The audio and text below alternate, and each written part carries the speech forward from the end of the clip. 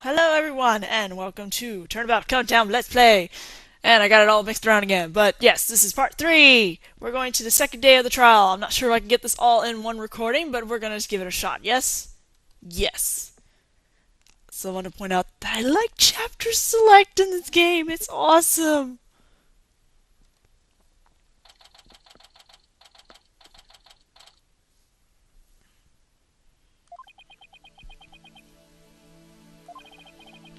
This isn't exactly how I envisioned the second day of this trial to start.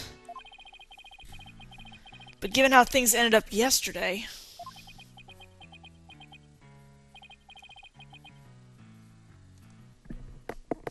Good morning.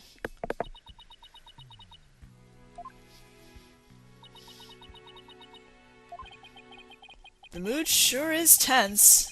Not that that's any surprise.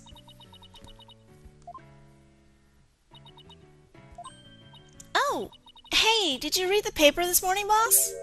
Huh? The paper? That came out of left field. You didn't read it? Then you don't know the big news. Somebody spotted an abominable snowman way up in the mountains. Tell me you know the difference between a paper and a tabloid, Athena. It might show up in the forest where you live, Junie. So you better watch out, okay?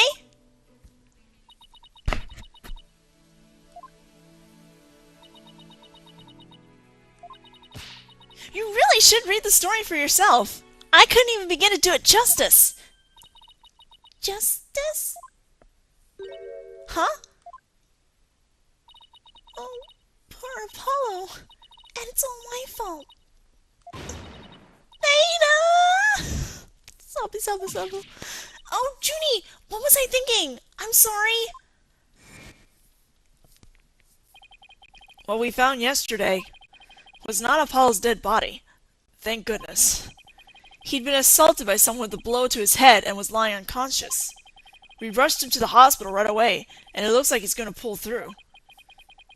But it was still quite a shock to stumble onto the scene like that.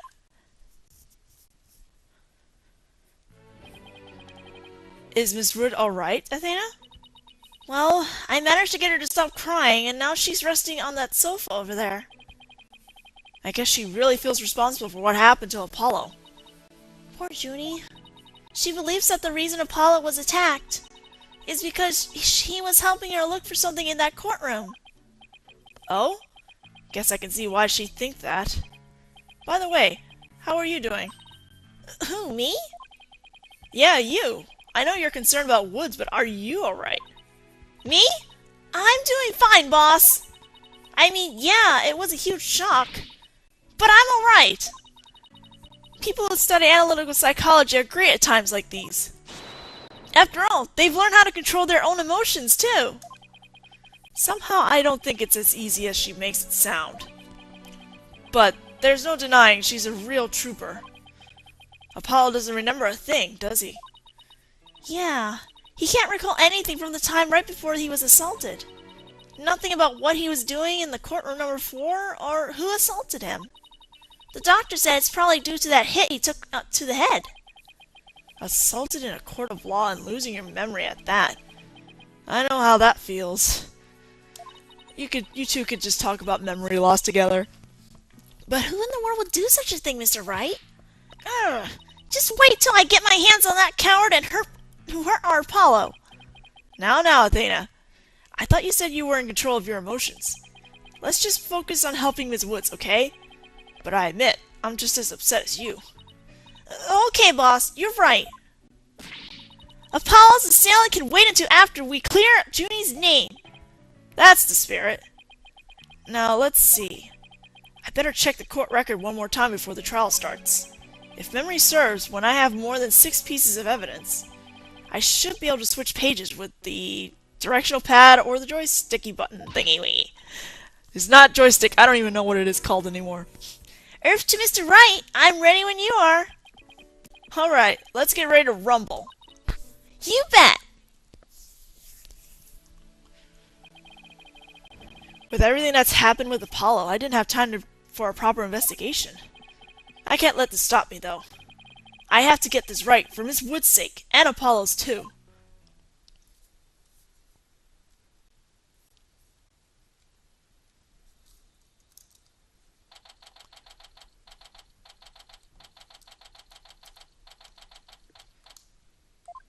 It's now 9:50.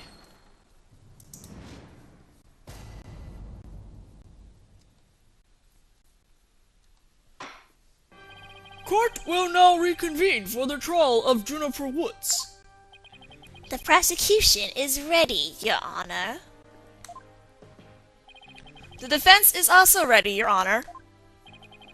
Now then, I believe I instructed the prosecution to further their investigation. Were you able to locate the remote switch in question? I am afraid the remote switch is still missing, Your Honor. I must say I'm disappointed, Mr. Payne. Not angry, just disappointed. I apologize, Your Honor. Haha, looks like the prosecution is just as unprepared as I am. Kinda like my voice today. There is a separate matter, however, I would like to bring up during this trial. A separate matter, you say? And what might that be? I assume you are aware that another incident occurred during yesterday's trial. I'm speaking, of course, of the assault on Mr. Justice in the ruins of courtroom number 4. Oh, why is he bringing that up? Yes, what a truly harrowing experience it must have been. Poor Mr. Justice. Oops, no, not the save. At the time of the attack, Mr. Justice was not alone. He was with the defendant, Mr. Juniper Woods. Sorry, I had to get my stars out. He isn't going to where I think he's going with this, is he? The prosecution wishes to indict Miss Woods on the charge of Mr. Justice's assault. Order! Order in the court! Mr. Payne, the incident under deliberation here is the courtroom bombing. The assault on Mr. Justice has nothing to do with this trial. Ah, but I believe there is a connection between this case and Mr. Justice's assault. Please take a moment to consider these facts. Both events occurred in courtroom number 4. This is the location in courtroom number 4 where the unconscious Mr. Justice was discovered. And as you can see, it's quite close to where Detective Arm's body was found.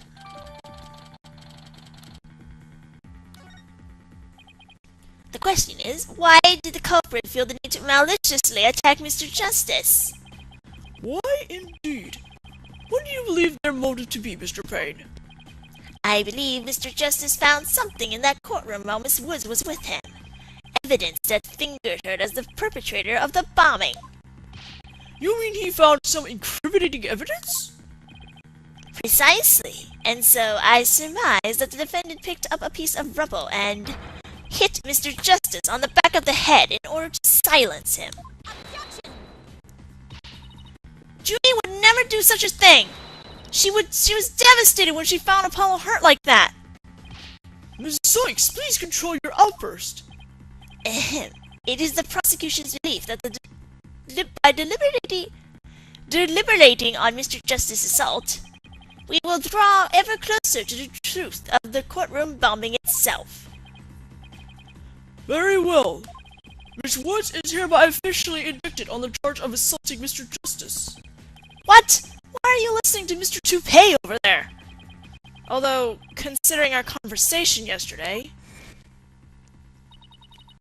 I think Apollo might have figured something out. Wonder what it was. He told me, I'm going to look for evidence to clear your name, Juniper. Maybe the two incidents really are related after all.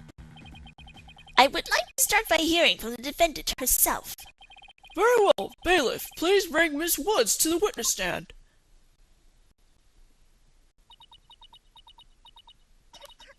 Oh, Woods. I'm sorry. I can't seem to stop. Miss Woods. Guess she's still really upset about Apollo. Miss Woods, you went to the ruins of courtroom number 4 with Mr. Justice, did you not? Yes, I did. Good, good. If you would, then please testify about what happened in the court.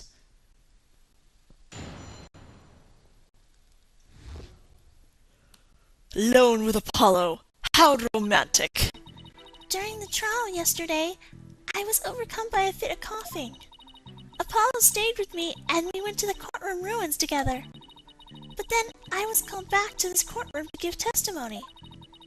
Apollo insisted on staying behind in courtroom number 4. I swear I didn't attack Apollo. Why would I ever hurt such a kind person? So, Mr. Justice stayed by your side while you were feeling unwell? What an admirable young man. I thought his loud voice was his only astounding features. He may look like a little imp at times, but Apollo can be really nice too. I hope she didn't hurt her wrist backhanding that one out. But one has to wonder, why did Mr. Justice stay behind in the ruins? I think Apollo might have figured something out. Something... what kind of something?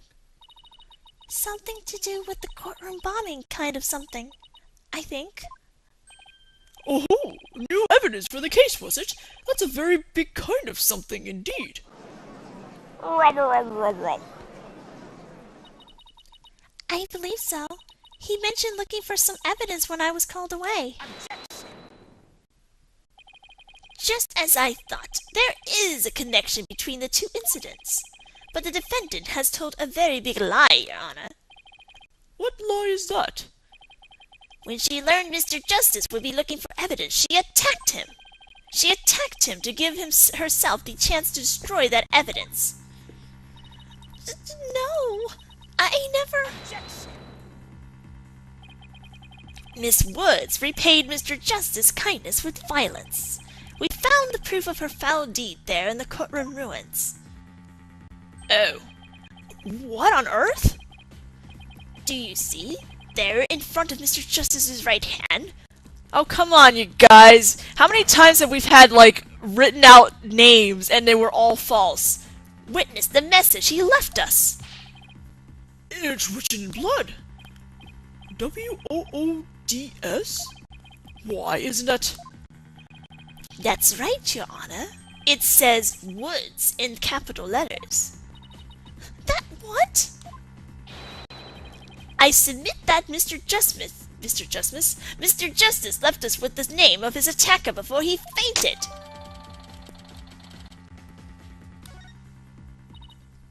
No, that can't be true. Why would Apollo write my name? Mr. Wright! The nerve of him leaving that message! Why would he do this? Hey, don't take it out on me. I don't understand it any more than you do. When we discovered Apollo yesterday... Apollo! No! Ah! We didn't even have a chance to rush over to him. As soon as security heard Athena's scream, we ran in and cordoned off the area. After that, they were in the courtroom number 4 with Apollo the whole time. We couldn't investigate anything ourselves and had to leave everything to the police. Still, I never thought they would find some bloody writing there. Well then, please begin your cross-examination, Mr. Wright. As I yawn obnoxiously, and I probably made everyone else yawn who's watching this video. We're going to press on this statement where... this one, the second statement. Let's press. Why exactly did you go to the courtroom ruins? We went to look for my medicine. To stop my coughing. Your medicine? Well, why would your medicine be in courtroom number 4? I dropped it in the heat of the moment. Boomrat Briny. He was keeping my medicine safe for me. He has a little compartment that I can put things in, you see? And Phony Fandy has the same type of pocket. That's where the bomb was inserted. I had put my medicine for my coughing fits inside Boomrat Briny. When I told Apollo about it, he said he'd help me go look for him. There was so much rubble in there. I was worried, but there was no rubble or anything in front of the witness stand. So when we got inside, Apollo went straight there and started looking for my Riney in that area. It was so nice of him to do that for me, in spite of all of his injuries. Apollo is so strong and kind, just like the trees of the forest. The way she makes him sound, you think Apollo was some kind of an ancient god. Oh, wait. Yeah!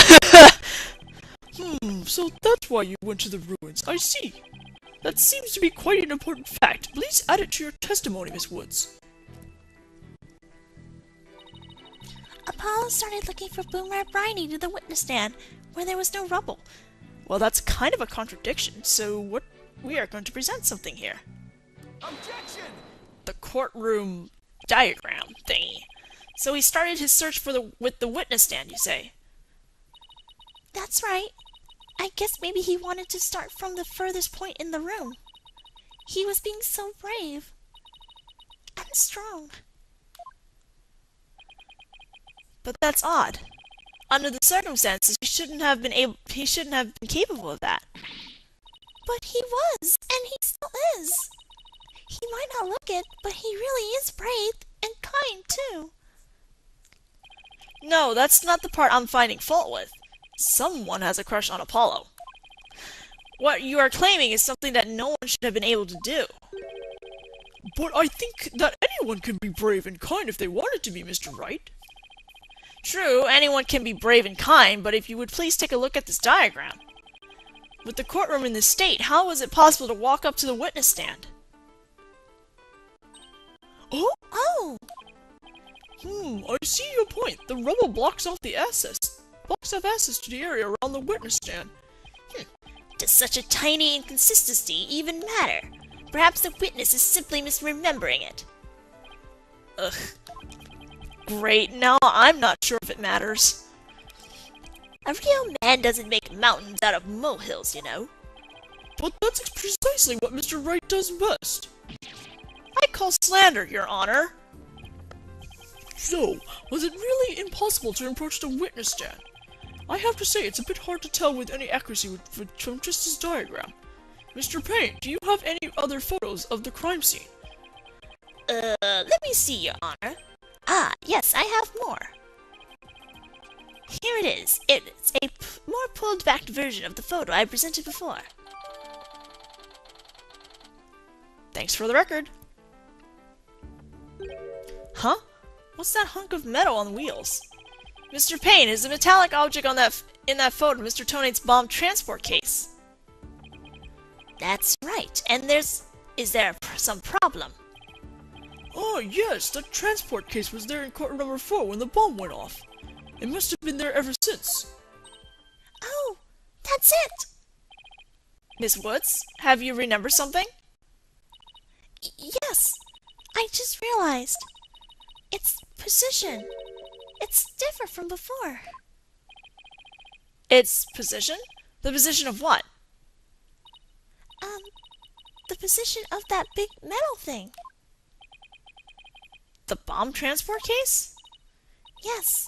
When Apollo and I went there, it was in a different place. Where the cases in the photo was open space, so it was easy to search the stand. I see. So where was the transport case when you and Mr. Justice saw it? As I recall, I think it was more to the right. To the right? Then that means... In that case, the case was over there at the time of Apollo's attack? Who cares where the transport case was when? What difference does it make? It has nothing at all to do with what we were talking about. Objection! Where the transport case was has everything to do with this discussion. In fact, it's so important that it's enough to turn the prosecution's argument on its ears. What? Well, that certainly sounds very relevant indeed, and you sound as though you know where the case was at the time of the attack. Yes, Your Honor. This diagram represents the crime scene as shown in the photo. And this is where the transport case was at the time of the assault on Mr. Justice. Alright, I have this. The bomb transport case was here at the time of Apollo's attack. Right on top of the words. Table smash! Or death smash! Your Honor, I assert that this is where the transport case was at the time of the assault. But that's inconceivable! Miss Woods, was this where the transport case was when you saw it? Yes, that's where it was. Thank you, Miss Woods. I'm sure the court has noted on an interesting fact about this position. that transport case covers up the writing in blood. Exactly. If the transport case was in that position at the time of the assault, then no message could have been written there because the case was in the way. Which leads us to conclude that Mr. Justice couldn't have left that bloody writing. Why should we believe the defendant's claim that the case was in a different position? She's obviously lying. Objection! The fact that the case was moved after the assault on Mr. Justice is proved by more than Miss Wood's testimony alone. What? And where is this proof you're talking about? It's right here in the crime photo. I'm keen to see this proof myself, Mr. Wright. What in this photo indicates that the transport case was moved after the assault? I know people had a lot of trouble with this one, but you just gotta highlight right there, over the bandages. Please take a look at the mark that runs over Mr. Justice's bandage here. I see it, but what is it? This mark was made by one of the casters from the transport case carrying the bomb.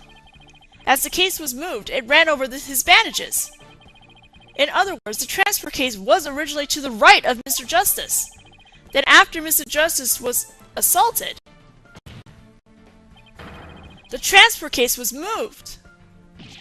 What? Just as Mr. Wood said, the case was covering the writing at the time of the assault. Therefore, it was impossible for Mr. Justice to have left that message in blood. No!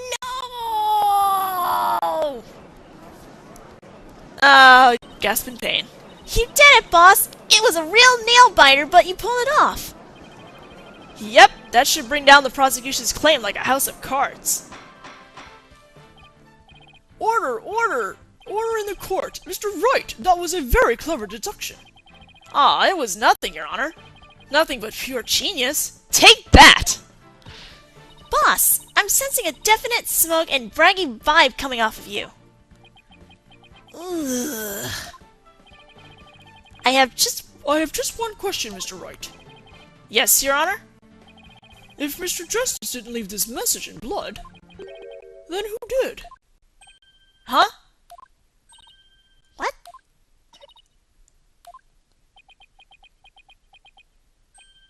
Oh. Well, looks like I should have taken that train of thought through to the last station. Well, I've heard a lot about this. So this is Mr. Wright's famous bluffing technique, is it? Ah, this feeling, it brings back memories of the old days. Back when you carved out a name for yourself by bluffing your way through thick and thin. Gee, Mr. Wright, the judge kind of makes you sound no better than a two-bit con man. You made your argument with such confidence, Mr. Wright. Now I'd like to hear your answer with just as much confidence. Hey, until the judge asked a question, you didn't catch on either, Buster. What now, boss? I hope you didn't bluff your way into a corner. Think, Phoenix, think. There must have been a way through this. There must be a way through this. I have to dig my way to the truth somehow. Who could have written that message in blood? Someone else. If it wasn't Apollo, who could have left the bloody message? Who could have left the bloody message? Mr. Candace Arm. Miss Candace Arm. To be honest, I don't actually have any real proof of this. But I've come this far. There's no turning back now. Besides Apollo, there was one more person who shed blood at this crime scene. A person who shed blood? You don't mean... Oh, but I do. I believe it was Candace Arm who left behind this message in blood. What? Nani? What? Detective Arm? Are you sure you know what you're doing here? Not really. ridiculous assertion is that?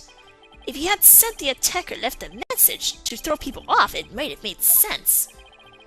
At first glance, that would seem to be the reasonable explanation. However, Apollo didn't shed enough blood to write such an extensive message. Uh-oh. Ah, I see. Even the photo makes it clear there wasn't enough blood to write all those letters. And Mr. Justice did survive. I suppose he didn't bleed very extensively in that case. But why would Detective Arm write the defendant's name? There is no connection between the two whatsoever. And I didn't even know the lady who was killed. I admit that the investigation didn't turn up any connection between the victim and the defendant. They had never even met each other. That's very true. Well then, let's see. Then maybe the intended meaning of the message is not what it appears to be. The intended meaning? Not what it appears to be? Maybe the message was not intended to be Woods. Coming from you, that's quite the bold statement, Mr. Wright. You wish to assert that this bloody writing could have some other meaning. Yes, Your Honor. For something I pulled out of a wormhole, it could turn out to be true, right? It clearly says Woods, as anyone can plainly see. What other meaning could it possibly have? But Candace Arm was a detective. Maybe Woods only means something to the police, like a police scanner code, for example. I didn't think of that. Heh. You may have tricked His Honor, but you'll never get the best of me. I have a thing for studying on the weekends, as you may have already guessed. And there is no such radio code as Woods in this state, dear Mr. Wright. Is that a fact? Is that a fact? Don't look at me, I know as much as you about police codes. Enough of this. I was quite taken with the defense's new theory. But if they can't substantiate it with anything, then I must end things here. No, please wait, Your Honor. Very well, but before we discuss this theory any further, I demand a plausible explanation. If Mr. Wright, Mr. Wright, what is the true meaning of the bloody writing? Well, I believe it's... And no stalling. If you can't come up with an answer quickly, I will declare this discussion officially over. I'm in trouble now. What other meaning could it have besides the obvious one? Maybe it means something in another language? Or maybe it's a code. I think, Phoenix, you can do this. Which piece of evidence will tell us what the word Woods really means? The transport case. The bomb transport case? I've about had it up to here with your shenanigans, Mr. Wright. Take a look at the numbers on this case, Your Honor. L10015R. Does this string look vaguely familiar? L100... What does that have to do with anything? What could those numbers possibly have to do with the case at hand? Now please take a look at the bloody writing shown in the crime photo. Oh, I see it! That a girl. That's one on my side. It says Woods. Or you could say it's a horse of a different color, Your Honor. The first character isn't a W, it's actually an L and a 1. The next two are zeros. Oh, my goodness. The true meaning behind the bloody writing isn't Miss Wood's name. It's the number engraved on this bomb transport case. What are you talking about? The next part doesn't make any sense. The next number is a 1, but the bloody writing says D. But the number on the case and the bloody writing can be made to match up quite easily.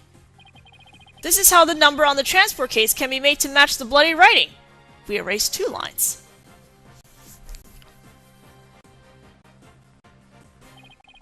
Please erase the third downward stroke of the W and the curved part of the D. Well, would you look at that? Lewis? No, Your Honor. It isn't meant to be read as a word.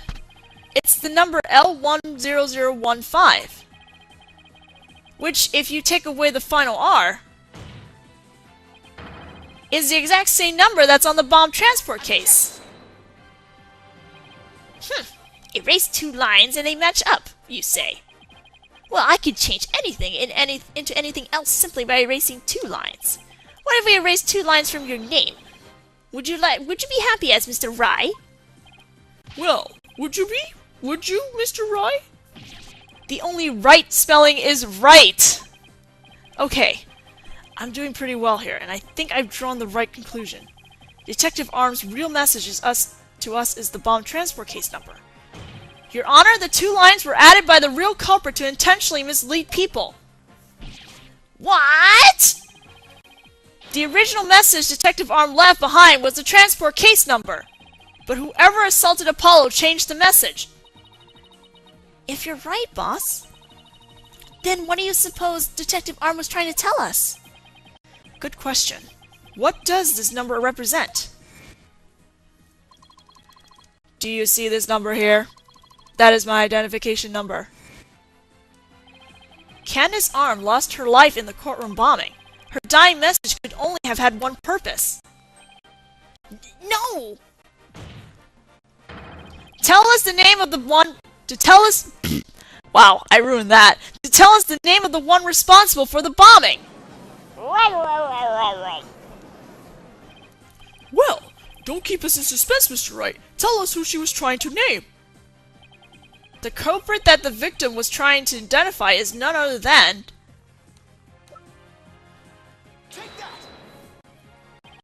The defense wishes to indict Mr. Ted Tonate on the charge of the courtroom bombing.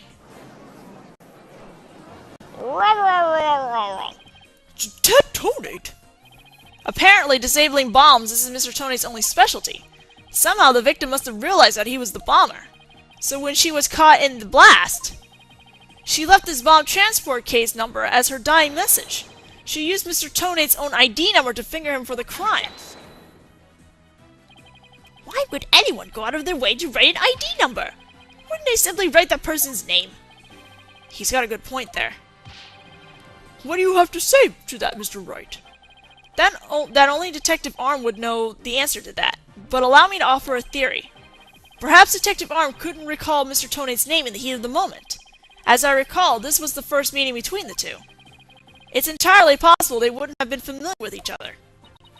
Or maybe using the ID number was a way to hide its true meaning from the real culprit, thus lowering the odds that they would erase the bloody writing. But no matter what the reason, the important thing is the meaning behind her message. The fact remains she wrote Mr. Tonate's ID number. Now, just one moment here.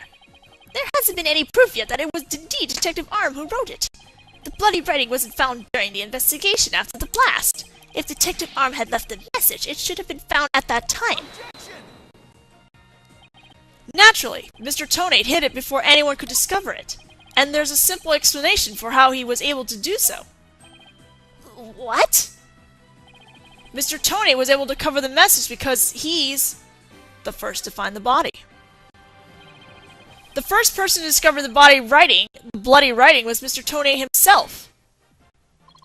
I was the first one on the scene after the explosion. I went there to ensure safety, but I ended up discovering a dead body. When Mr. Tonate saw that the victim had written his ID number, he used the bomb transport case to cover up the bloody writing as a stopgap measure. Oh, so that's why the message in blood was under the transport case. He didn't have enough time to try and scrub away the writing. If he didn't report the body right away, he would look suspicious. So those letters lived on to serve another function. When Mr. Tonate used them in another incident. Oh, the assault on Mr. Justice. Exactly. Mr. Tonate hit upon the plan to use the bloody writing for his own purpose. So he didn't clean it away. Instead, he made it look like Mr. Justice wrote it, by adding 2 lines to the writing that Detective Arm left behind. He changed the meaning of the message. He made it look like Mr. Justice was accusing Miss Woods of the attack. So that means... The only person who could have altered the bloody writing was the courtroom bomber, who was the same person that assaulted Mr. Justice. And that person is Ted Tonate! Ah!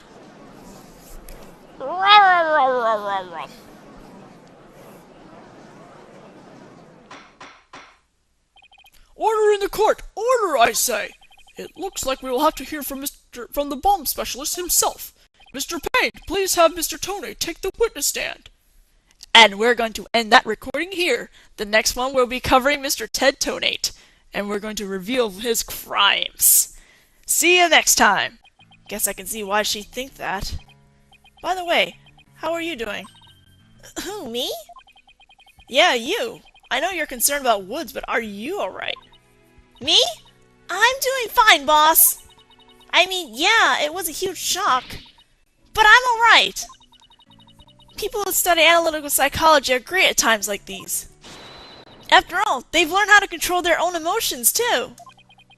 Somehow I don't think it's as easy as she makes it sound. But there's no denying she's a real trooper. Apollo doesn't remember a thing, does he? Yeah, he can't recall anything from the time right before he was assaulted. Nothing about what he was doing in the courtroom number 4 or who assaulted him. The doctor said it's probably due to that hit he took to the head. Assaulted in a court of law and losing your memory at that. That is tense. Not that that's any surprise.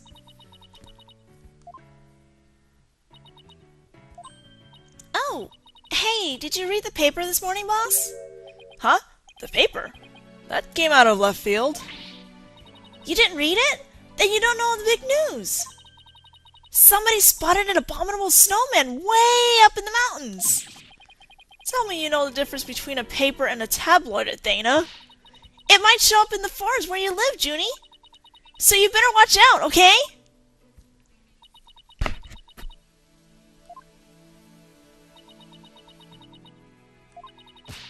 You really should read the story for yourself. I couldn't even begin to do it justice. Justice? Huh? Oh, poor Apollo.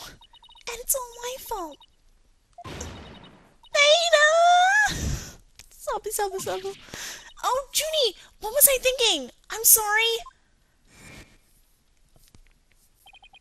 What we found yesterday was not Apollo's dead body.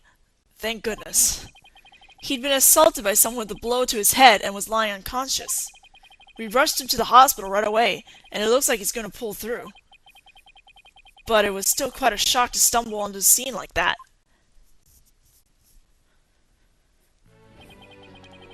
Is Miss Wood alright, Athena? Well, I managed to get her to stop crying, and now she's resting on that sofa over there. I guess she really feels responsible for what happened to Apollo. Poor Junie. She believes that the reason Apollo was attacked is because he was helping her look for something in that courtroom. Oh? Hello everyone, and welcome to Turnabout Countdown Let's Play!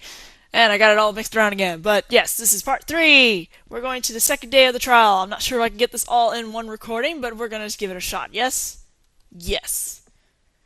So I want to point out that I like chapter select in this game. It's awesome!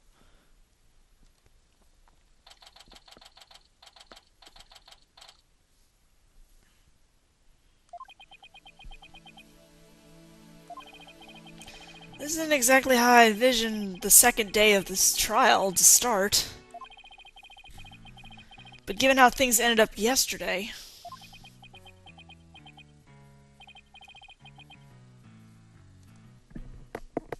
Good morning.